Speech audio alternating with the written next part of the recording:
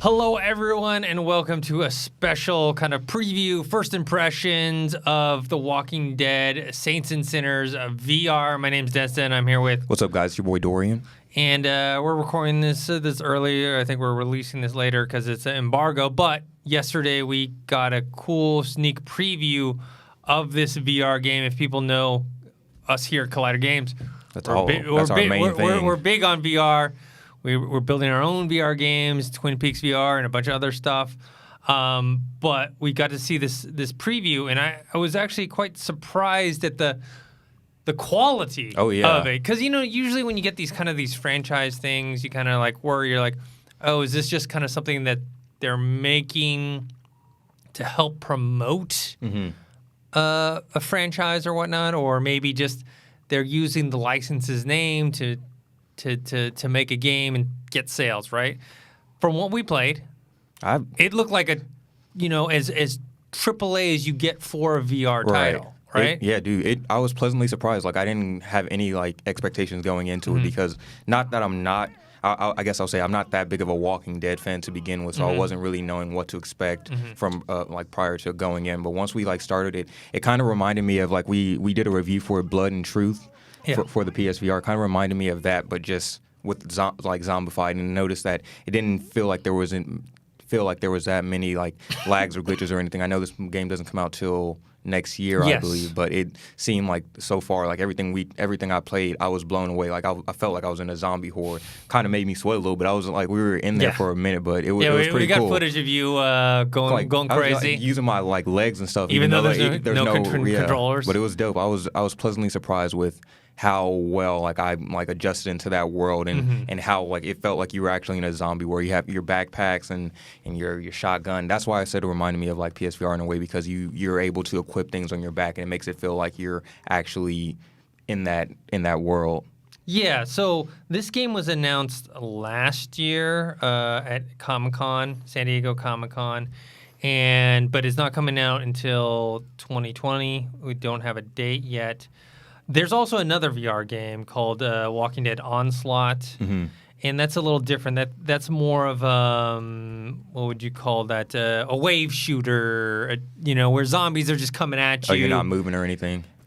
I mean, I'm not totally familiar with the game, but it's less. Where this one, what I liked about this one, if people know my game taste, is it's more an RPG light, right? Yeah. You scavenge and pick up stuff, and then you can craft items, and you can pick up different weapons. You have a backpack. What I was impressed with was the kind of inventory system, game mechanics, where they had 2 spots for your weapons, right? For immediate access, you can put your gun or a knife here. You had ammo packs where you have to actually clip in your guns. Yeah, that's stressful, especially when all those zombies are coming at you. If you're low on ammo, that's probably the only thing it took me a minute to get used to. But yeah, it's crazy. That's why I told you that's the main comparison to Blood and Truth, from the customization of the weapons but this one, it feels like there's a lot more, and I think the game developers touched on it. It feels like literally everything in that thing is interactive, from the pillowcases to the vase. You can break off a vase and use it as a shank. So it's just, they make everything feel like it's touchable. So where if you need a weapon, you're scrambling, you can just pick up something random. You can pick up a stick. It might not have as much of an effect as a knife, but you can still use it as a weapon. Sticks I was trying to throw everything. I was throwing a knife. I threw a pillow at somebody that was trying to shoot me. It's crazy. And the thing about it is, I think they told us that even if you kill a human, you have to make sure they're really dead, or they'll turn into a ton of actual zombie. If you don't either axe them or knife them in the skull or shoot them in the skull, they will come back as a walker. I think it's cool. Yeah, there's a lot of thought put into this. I mean, they mentioned, when I mentioned as AAAs you're going to get for a VR title right now, most of the VR games now, you're getting experiences of a few hours or whatnot. They told us 15 hours for this thing. And that's just, they said 15 hours, and that's if you're borderlining, you're just doing the main story. Mission. Yeah. So there's a bunch, I don't know about a bunch of add-ons, but I mean, if you're just doing the main story, there's 15 side hours, missions, but, yeah. And what I liked too was about how, if you decide to kill a certain human or you befriend them, that has consequences in terms of that particular side storyline or the main storyline and how you play it. And what's interesting, it's set in New Orleans, and they're using kind of this post-apocalyptic plus some sort of flooding as well. So they're making it so each area is basically a small little island surrounded by water, and you got to take a little boat around, and that's how you get to the different areas. And so, yeah, that just kind of adds to the kind of nature of. They didn't say so much it was like a total open world because they said the main mission does lead you down certain ways, but at times you can kind of sidetrack yourself and go do side missions and go if you need like medicine or a weapon or something, you can go to another place. The thing also that I liked as well was with the combat with the zombies, right? Let's say you stick the knife in their head. Yeah. It's not like this. Stick the knife in the head and then that's it. It's like you actually have to pull it out. And first of all, you have to put it in deep because if you don't put it deep enough, he's not dead. And then after you have to yank it out, use one hand. They two-handed weapons, you're grabbing it with two hands. It's just very tactile. Even though it is a VR game, you only have these controls. It feels like you're in it. Once I finished my little, and you played it longer than me, but I think I died quicker. Like once I finished, I felt like from my hair, everything, like I was sweating just because of like how much I was swinging and moving my body around, just because I felt like I was actually getting chased by the zombies. But I do think it's cool, like when you actually stick something or you like have to poke something, just like, and it does the effect for you and everything. Yeah. One thing I want to ask you, because at first I was a little apprehensive because I do get motion sickness from VR, especially with locomotion, which is when you move. Your body doesn't move, but your character moves. Yeah. I'm used to teleportation a lot in games. This one had locomotion.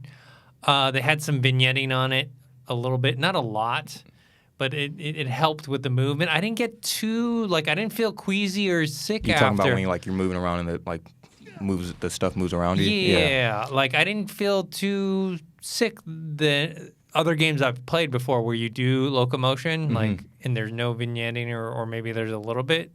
So I was kind of impressed by that. Yeah, I didn't have any issues when it came to dizziness or anything like that, even though I felt like I was moving around a lot. And now you have to use your little controller to actually move your person. I didn't have any motion or dizziness once I got out of it, but I could see. But the thing about it is it felt like it was at a good enough pace where I could actually see myself not having an issue being in there for a couple hours at a time rather than just taking breaks every 20, 30 minutes or something like that. But I didn't have any issues with it. Yeah, and the graphics were pretty good. I mean, obviously. For VR. Yeah, VR is never going to meet console or high-end PCs because of the nature of it, but they were pretty good. And they had a lot of movement stuff. I remember there was one part they asked me to jump. I could vault over. Oh yeah, you're struggling with that. The rail. Yeah, and then when I finally got it, I was like, oh, okay, this is cool. There's just a lot to do, a lot to see. Obviously we got to wait till the full game comes out to see how it all puts together.